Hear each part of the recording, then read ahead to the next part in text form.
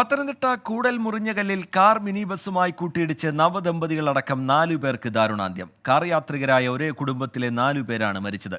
ശബരിമല ദർശനം കഴിഞ്ഞ് മടങ്ങുകയായിരുന്ന ഹൈദരാബാദ് സ്വദേശികൾ സഞ്ചരിച്ച ബസും കോന്നി മല്ലശ്ശേരി സ്വദേശികളുടെ കാറുമാണ് കൂട്ടിയിടിച്ചത്.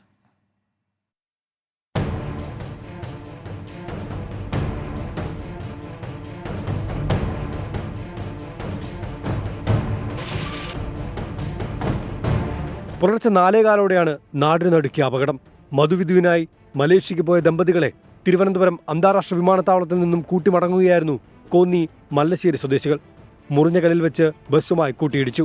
ദുഃഖകരമായ വാർത്തയാണ് പ്രേക്ഷകർ മുൻപിലേക്ക് എത്തിക്കുന്നത്. ഒരു വലിയ അപകടമാണ് അത്. കോന്നി മുറിഞ്ഞകല്ലാണ്.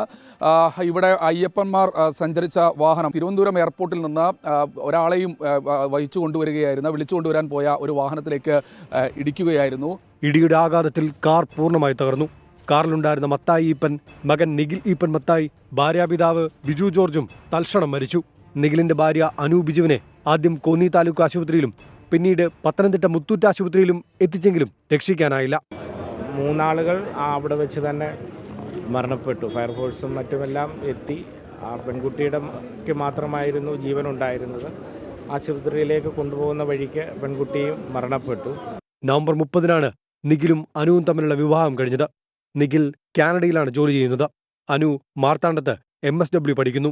എല്ലാവരുടെയും മൃതദേഹങ്ങൾ പത്തനംതിട്ട ജനറൽ ആശുപത്രിയിൽ പോസ്റ്റ്മോർട്ടത്തിന് ശേഷം ഇടത്തിട്ടയിലെ സ്വകാര്യ ആശുപത്രിയിലെ മോർച്ചറിയിലേക്ക് മാറ്റി. വിദേശത്തുള്ള ബന്ധുക്കൾ എത്തിയതിനു ശേഷമായിരിക്കും സംസ്കാരം. സഞ്ജയ് ഇക്ബാലിനൊപ്പം ശ്രീജിത്ത് ശ്രീകുമാരൻ, 24 പത്തനംതിട്ട.